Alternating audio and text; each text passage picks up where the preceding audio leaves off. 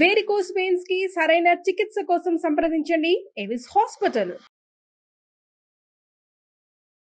నమస్తే రమగారు. నమస్తే జయ. రమగారు, ఉద్యోగాలు చేసే వారి కోసమే ఈ వీడియో రమగారు.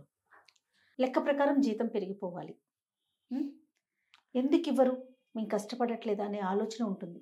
నిజమే, కరెక్టే. కానీ మన వంతుగా మనం ఏం చేస్తున్నాం అనేది కాస్త తగ్గుతుందేమో అనిపిస్తూ ఉంది. సిన్సియర్గా చేసేవారు లేరా అంటే ఉన్నారు, వారి గురించి కాదు.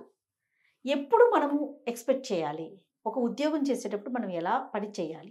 ఏదైనా సరే, మన బిజినెస్ కాదు, ఉద్యోగమే ఏదైనా సరే జయ, నువ్వు ఏం చేసినా నీ 100% ఇవ్వు, నువ్వు 100% తీసుకోగలుగుతావు. ఇది బేసిక్ రూల్ కదా జయ.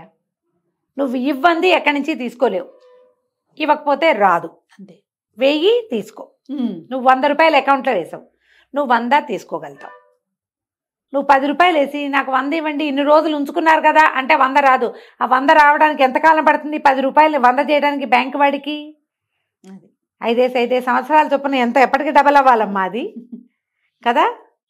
రాదు, స్లోగా ఉంటుంది గ్రోత్. ఎంత స్లోగా ఉంటుంది? సంవత్సరాలు పట్టేస్తుంది. గ్రోత్ బాగుండాలంటే నువ్వేం చేయాలి? ఇప్పుడు డబ్బులు గ్రోత్ గురించి చెప్పట్ల, మనం బాగా ఇవ్వాలమ్మా.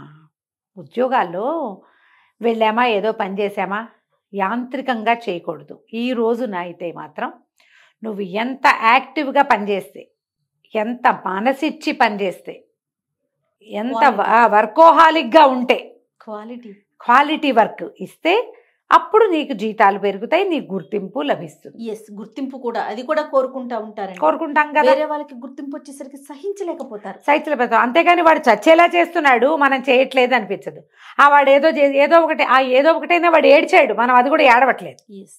అది గ్రహించకుండా ఒక 10 మంది గుంపులో గుర్తింపు పడ్డవాడు ఒకడుంటే, వీడిది స్మార్ట్ వర్కా ఇంకో వర్కా, ఏదో ఒక వర్క్ వాడు తెలివిగా చేసి ఏదైనా మోసం చేస్తే మీరు అనుకోవచ్చు. కానీ వాడు పని చేసి గుర్తింపు పొందినప్పుడు మనం కూడా ఆ పని చేయాలని ఎందుకు అనుకోరు? మనం కూడా చేద్దాం. ఎక్కడైనా స్మార్ట్ వర్కే కదా జయ. 100% హార్డ్ వర్క్ చేసినా డబ్బు వస్తుంది, పేరు వస్తుంది.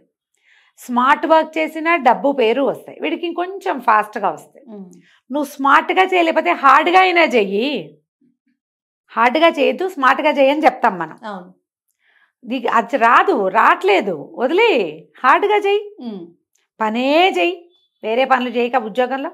అవునా కాదా? 100%. ఇలా ఆలోచించడం మానేశారేమో మరి. ఇంతకు ముందు అన్నట్లుగా వచ్చాము, వెళ్ళాము, అంతే. మనకు పడేది పడుతోంది కదా, ఏడుపే మళ్ళీ లోపల. బట్ మనకు పడేది పడిపోతుంది కదా, ఇంకెందుకు అనే ఒక స్థాయి, అదొక ఐడియా.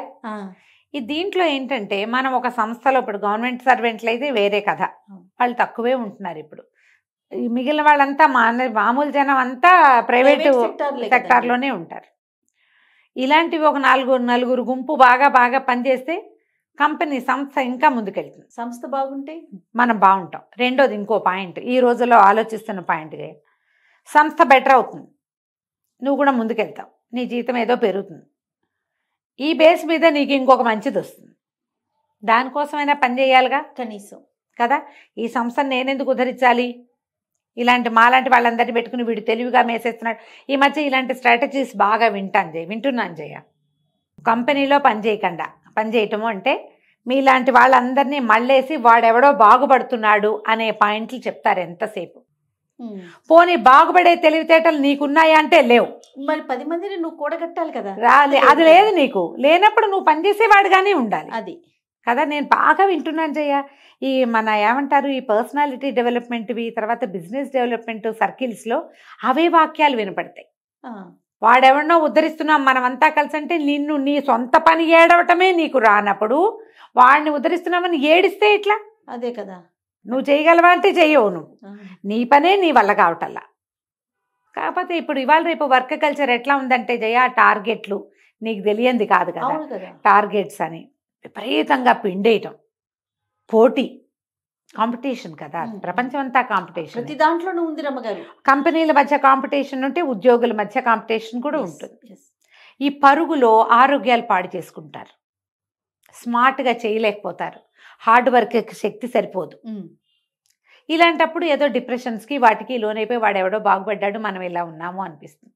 చిల్ అవ్వండి కాస్త, అయ్యి మిమ్మల్ని మీరు సరి మళ్ళీ. చేసుకోండి, మళ్ళీ ముందుకెళ్ళండి, మధ్యలో రిలాక్స్ అవ్వండి, మళ్ళీ పరిగెత్తండి, పరిగెడుతూనే ఉండండి. స్పీడ్గా పరిగెత్తచ్చు, స్లోగా పరిగెత్తచ్చు. పరుగు ఆపకూడదు. ఆపకుండా ఉంటేనే మీకు ఉద్యోగాలు మంచి వస్తాయి, ఉద్యోగంలో మీ పరిస్థితులు బాగుంటాయి, దానివల్ల జీవితం బాగుంటుంది, కుటుంబం బాగుంటుంది, ఆరోగ్యం బాగుంటుంది, సమాజంలో మన స్థితిగతులు మెరుగ్గా ఉంటాయి. ముందు మీకు సాటిస్ఫాక్షన్ వస్తుంది. అంతే కదండి. ఏ పని చేయకుండా ఖాళీగా రికామీగా ఉంటూ మనం తీసుకుంటున్న జీతానికో తీసుకుంటున్న ఫలసాయానికో సరిపడా పని చేయని వాడు గుర్తింపబడడు. అంతే.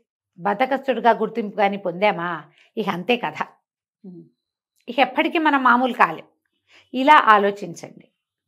మీరు చిన్న సమాజం కలిసి ఉండేది ఉంటే ఒక 10 మంది ఫ్రెండ్స్, 8 ఫ్రెండ్స్ ఉంటారు, ఒకళ్ళిద్దరు స్మార్ట్ వర్కర్స్ ఉంటారు, ఓ 3-4 హార్డ్ వర్కర్స్ ఉంటారు, 2 దొంగలు ఉంటారు.